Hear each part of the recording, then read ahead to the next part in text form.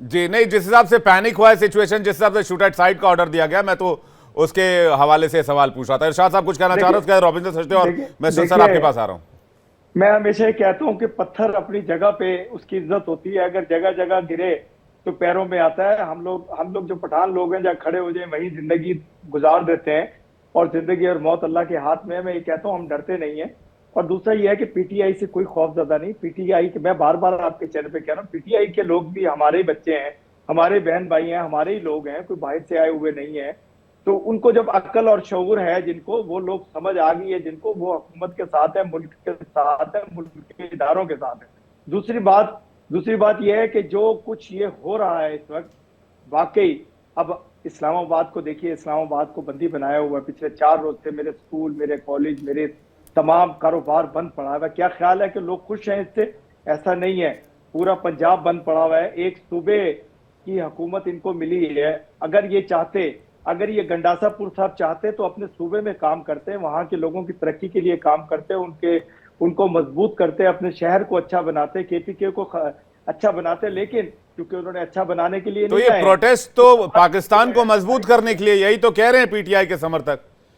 कह रहे हैं ये तो मैं वही प्रोटेस्ट कह पाकिस्तान को मौजूदा हुक्मरानों के चंगुल से छुड़ाने के लिए है, देखिए, अगर पाकिस्तान को अगर आजाद कराने के लिए है, देखिए अगर पाकिस्तान को पाकिस्तान को करप्शन फ्री मजबूत, और महंगाई कम करने के लिए है।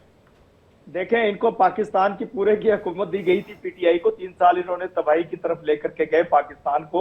अभी 15 साल हो गए, केपीके की हुकूमत इनके पास है।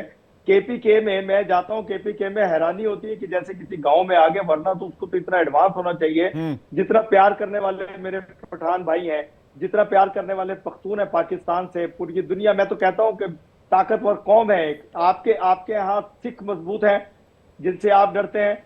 हम पठान मजबूत है, अल्हम्दुलिल्लाह। पठान से पूरी दुनिया डरती है। तो बात यह है इरशाद कि अहमद, पठान कई एक बहुत सारे मजबूत, कंफ्यूजन के शिकार हैं आप लोग, बहुत सारी गलत मैं फहमियों के कंफ्यूजन का शिकार हैं। शिकार नहीं हूं। अब मैं रहिए कह रहा आप हूं, आप सिखों पाकिस्तान से में, मैं डरते आपकी हैं गलत और फहमियों को दूर पठान करके से भी पूरी करूंगा दुनिया क्या, डरती है। तो ये बात ना कहिए। कौन सा मैं बहुत बड़ा अचीवमेंट हासिल कर लूंगा। आप लोगों की गलत फहमी का मैं कुछ नहीं कर सकता, लेकिन आप लोगों की एक एक बात जो निकल सच कर को आती है, तस्लीम जो कीजिए। जिसका अस्तित्व नहीं है, जिसका बेस नहीं है, तो मुझे हंसी आ जाती है। माफ कीजिएगा, अपनी बात पूरी कीजिए। मैं वही कह रहा हूं, सच को तस्लीम किया कीजिए। देखें, पाकिस्तान की हुकूमत, पाकिस्तान के इदारे, पाकिस्तान के लोग पाकिस्तान से प्यार करते हैं और पाकिस्तान मजबूत हाथों में है। मेरे आर्मी चीफ हाफिज हाफिज आसिम मुनीर साहब इंशाअल्लाह इंशाअल्लाह अपनी कौम का, अपने मुल्क का, अपने लोगों का ख्याल करेंगे। कभी भी गोलीबारी नहीं होगी मेरी आवाम पे, हमारे लोगों पे, हमारे बच्चों बच्चियों पे। जी इंशाअल्लाह पुरअमन तरीके से इस ठीक हंगामे है। को खत्म कर लिया जाएगा। और इंशाअल्लाह, मैं बार बार एक ही बात कह रहा हूं, आज नहीं तो कल तक इंशाअल्लाह ऐसा होगा कि जैसा कुछ हुआ ही नहीं। और इंशाअल्लाह बेहतरीन तरीके से इसको, प्रोटेस्ट को अंजाम तक इरशाद पहुंचा भाई, दिया यही जाएगा। होता है हर बार पाकिस्तान में, जब भी कुछ होता है बाद में ऐसे ही फील होता है, था कुछ हुआ ही नहीं ऐसा तो लगता फील है। तो फील होता है। देखिए, ऐसे ही फील जो होता है हमारे कि ऐसा तो दुश्मन कुछ है, हुआ ही नहीं जो है जो हमारे पाकिस्तान में। दुश्मन है, जो चाहते हैं कि पाकिस्तान में आग लग जाए, होता नहीं है जी वो नहीं कुछ। नहीं नहीं नहीं, कोई नहीं चाहता ये, कोई नहीं चाहता ये कि पाकिस्तान में या फिर बांग्लादेश में, अफगानिस्तान में कहीं आग लग जाए। ऐसा कोई नहीं चाहता सर। ये पता नहीं आप लोग कहां से गलत फहमियां पालते हैं। रविंदर सचदेव सर के पास जा रहा हूं। रविंदर सर, जो बात हयात कह रहे हैं, इसमें 2-3 चीजों का मिक्सचर है, लेकिन जो बात इरशाद कह रहे हैं बार बार, वो कॉन्ट्रोडिक्ट कर रहे हैं। वो कह रहे हैं कि पाकिस्तान के इस्लामाबाद में इतनी भीड़ आ गई, स्कूल बंद हो गए, ये बंद हो गया, उससे मुल्क के लोगों को दिक्कत हो रहा है, इन लोगों को सोचना चाहिए। आप एक तरफ उनकी रेस्पेक्ट भी कर रहे हैं, कह रहे हैं भाई ये पाकिस्तान के ही लोग हैं, दूसरी तरफ आप उनको दोषी भी ठहरा रहे हैं, कॉन्ट्राडिक्ट भी कर रहे हैं। और जी हाँ, नो एब्सोल्युटली। देखिए, किसी भी देश में वहां के लोग, हम तो अज्यूम करते हैं अपने देश को प्यार करते हैं, और वो करते हैं 99.99999% इनफिनिट। जो भी जिस देश का सिटीजन है अपने देश को प्यार करता है, उस पर तो कोई बात ही नहीं है। पर बात यह है कि अपने देश के अंदर बैलेंस या किसके विचार कैसे लिए जाते हैं डेमोक्रेसी में। एक चीज और है, इमरान खान की जो अपील बड़ी है, यस वो 3 साल सत्ता में था, वो कुछ कर सकता था उस समय, बट और बाय द वे उसमें 2-2.5 साल तो कोविड भी थे, तो मैं इमरान की वो नहीं दे रहा हूं कि उसे क्यों नहीं कर पाया। परंतु बात यह है कि इमरान खान ने मेरे विचार से जो करा अपने कैंपेन में, इसने एक बहुत बड़ी दुखती रग पे कतई हाथ लगा दिया, नब्ज पकड़ी। जो विवेक जी आपने ये बात करी, वो एक है करप्शन, हाईएस्ट लेवल से पाकिस्तान में करप्शन, और दूसरा अमेरिकन इंटरफेरेंस आप कह लीजिए, जो भी कह लीजिए। Now on an average, generally speaking, Pakistan के अंदर, और श्योर हमारे कोलीग्स हैं वहां से, एक अच्छी खासी एंटी अमेरिकन सेंटिमेंट है, किसी भी आप एंगल से ले लीजिए।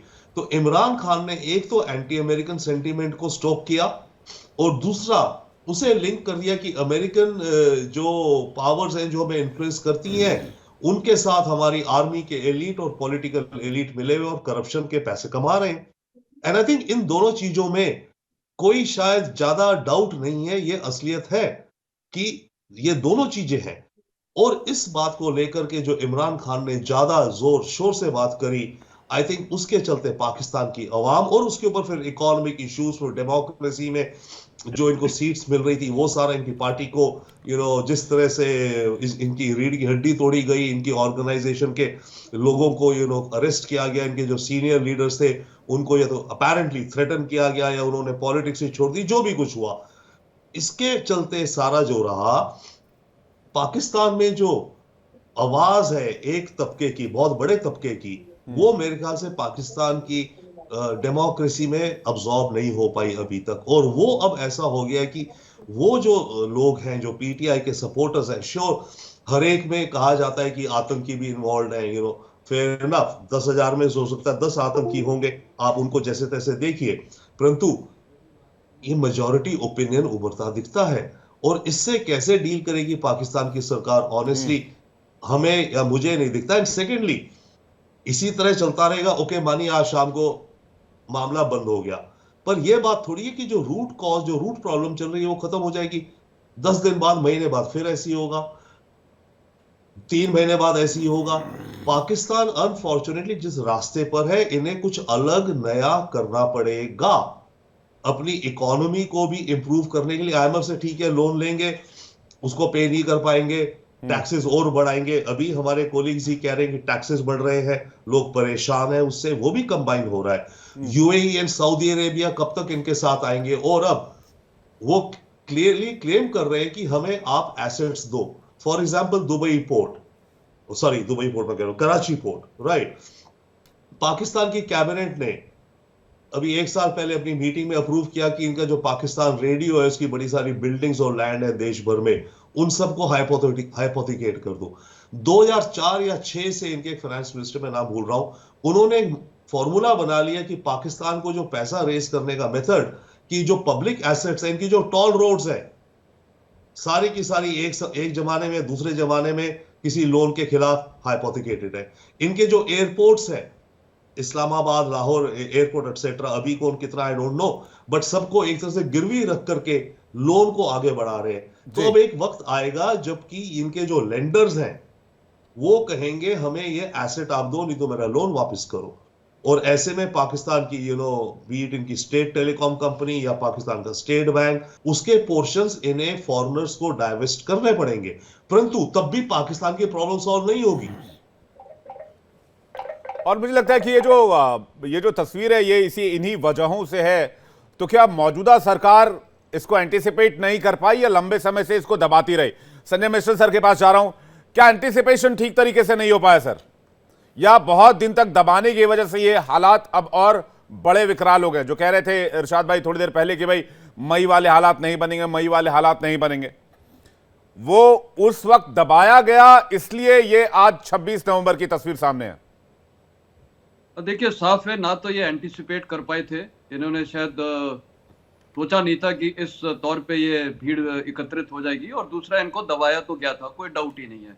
देखिए, साफ जाहिर है कि इमरान खान की पॉपुलैरिटी हाई है, और वो क्यों हाई है हमने पहले आपको डिस्कस कर लिया है कि काफ़ी कारण से हाई है।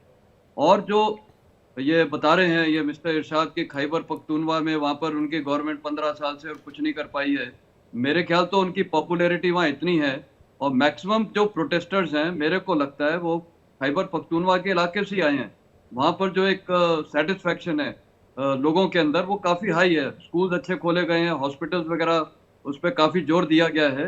नहीं तो वो अभी तक वहाँ सरकार इलेक्ट नहीं होनी थी। अभी 15 साल अगर हो गए उनको वहाँ रूल करते हुए, तो ये साफ जाहिर है कि उनकी पॉपुलैरिटी है। तो वो पॉपुलैरिटी की वजह से ही इलेक्शंस जो 2024 में हुए उनको खड़े नहीं होने दिया, उनकी पार्टी को बैन कर दिया, जो भी है हम सबको पता है। बेसिकली ये डर था।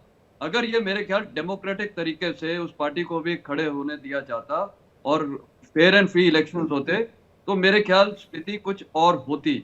लेकिन यहाँ पर शायद आर्म फोर्सेस का भी बहुत बड़ा रोल है, क्योंकि इमरान खान मेरे ख्याल पहले प्राइम मिनिस्टर हुए हैं अफगानिस्तान ये पाकिस्तान के, जिन्होंने एंटी आर्मी स्टेटमेंट्स भी दिए हुए हैं, और आपको पता क्या क्या हुआ है। और इसीलिए वही भीड़ पाकिस्तान की ये जो लोग हैं, उन्होंने पहली बार पाकिस्तान की हिस्ट्री में उनके कोर कमांडर और कहाँ उन्होंने अटैक किए, उनके घर जला दिए, हम सबने देखा है।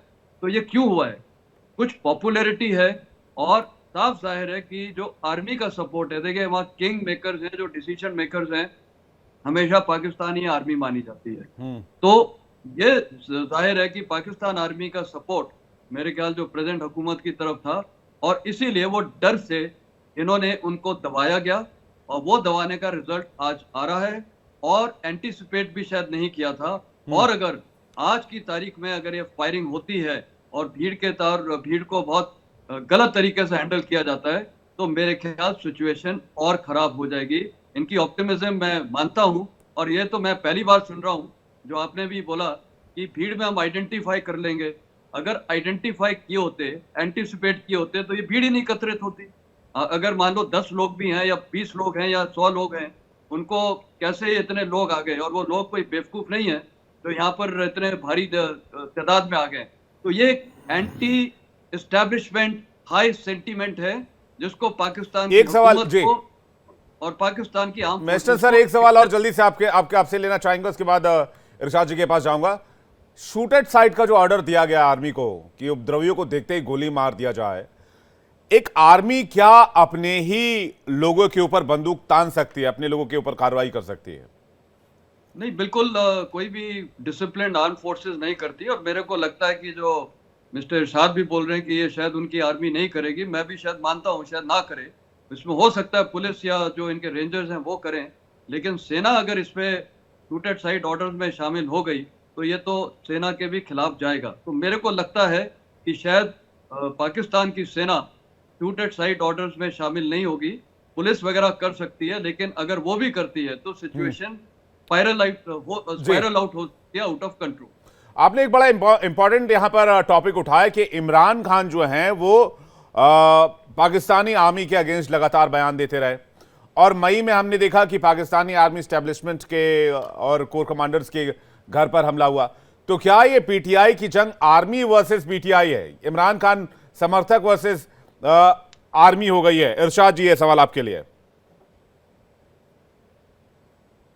कभी एक जुबान बोलते नहीं है, कभी वो आर्मी को गाली देते हैं, कभी सियासतदानों को गाली देते हैं, कभी अपने ही लोगों के ऊपर नाराज होते हैं। मैं ये कहता हूं कि अगर इमरान खान साहब एक जगह जम करके खड़े हो जाते, जिस तरह इनके साथ यंगस्टर बच्चे इनके साथ थे, नो डाउट कि इनकी पार्टी काफी बड़ी पार्टी है और इसके साथ लोग मौजूद हैं, बच्चियां मौजूद हैं, लेकिन वो इन हंगामों में नहीं आते हैं। देखिए कि जितने भी लोग इस्लामाबाद में इस वक्त एहतजाज कर रहे हैं, मैं ये समझता हूं कि ना इस्लामाबाद, ना पिंडी, ना लाहौर, ना कई दूसरे शहरों के लोग बच्चियां इनके साथ नहीं है, जो कि इनके डाई हार्ट हैं। अभी इस वक्त जो देख लीजिए, मैं नहीं समझ सकता कि इस्लामाबाद के कोई लोग इसमें शामिल हैं, लाहौर के लोग इसमें शामिल है, पिंडी, ये सिर्फ और सिर्फ केपी के से जो गंडासापुर साहब के साथ लोग आए वो मौजूद हैं, वो इस्लामाबाद में पीटीआई के लोग हैं इसलिए जो इनके वोटर, देखिए सुनिए इरशाद जी, क्या पीटीआई के लोग हैं इसलिए आर्मी को गोली मारने के आदेश दिए गए? क्या सवाल ही पैदा नहीं होता अपने लोगों पे कभी भी। मेरे आर्म फोर्सेस, मेरे इदारे अगर ऐसा कुछ करना होता, जिस तरह रेंजर्स के जवानों को शहीद किया गया, वो रात रोने की रात थी, वो रात आंसू बहाने की रात थी, खून के आंसू बहाने की रात थी जब मेरे रेंजर्स के जवान शहीद हुए। तो रेंजर्स ने क्योंकि अपनी मोहब्बत का सबूत दिया और इन लोगों को दिखाया कि देखिए हम आपसे मोहब्बत करते हैं, लेकिन आपकी सोच गलत तरफ ले जाई जा रही है। कौन है वो लोग जो इनकी सोच को अपने इदारों के खिलाफ इस्तेमाल कर रहे हैं? कौन वो लोग हैं जो आर्मी को गालियां दिलवाने की कोशिश कर रहे हैं? कौन लोग हैं जो रेंजर्स के खिलाफ इनको बरगला रहे हैं? तो मैं वही कहता हूं कि हमारे तो अमेरिका भी कह रहा है ना इरशाद साहब कि से मोहब्बत करते हैं, इनको पीसफुल प्रोटेस्ट का अधिकार है। जी बिल्कुल, इनको पीसफुल का अधिकार है, लेकिन अपने सूबे में रहें, वहां बैठकर के एहतजाज करें। मेरी हुकूमत पाकिस्तान ने इनको चंद जगह बताई, रेड जोन से रोका कि वहां एम्बेसीज है। देखिए हिंदुस्तान, खुदा ना खास्ता हिंदुस्तान की एम्बेसी पे हमला कर दें कुछ लोग, बिल्कुल सामने डी चौक के हिंदुस्तान की एम्बेसी है, तो हिंदुस्तान क्या कहेगा कि पाकिस्तान ने हमारी एम्बेसी की हिफाजत नहीं की?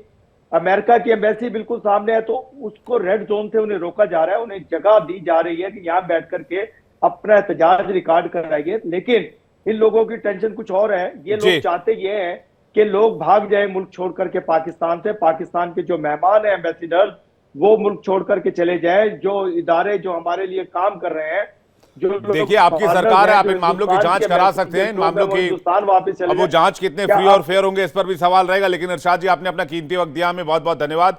मिस्टर सर आपका भी बहुत बहुत शुक्रिया, और रॉबिन सर आपका भी बहुत बहुत शुक्रिया हमारे साथ जुड़ने के लिए। सर आप बहुत लकी हैं कि आपके बेटे ने हेल्थ इंश्योरेंस और बाकी सारी फॉर्मेलिटीज टाइम से पूरी कर दी है। अब आप घर जा सकते हैं। मेरा बेटा? तो फिर आप पॉलिसी बाजार। क्लेम के टाइम पे हमेशा आपकी हेल्प को तैयार। पॉलिसी बाजार, 1 करोड़ का हेल्थ इंश्योरेंस सिर्फ 390 रुपए महीने से शुरू।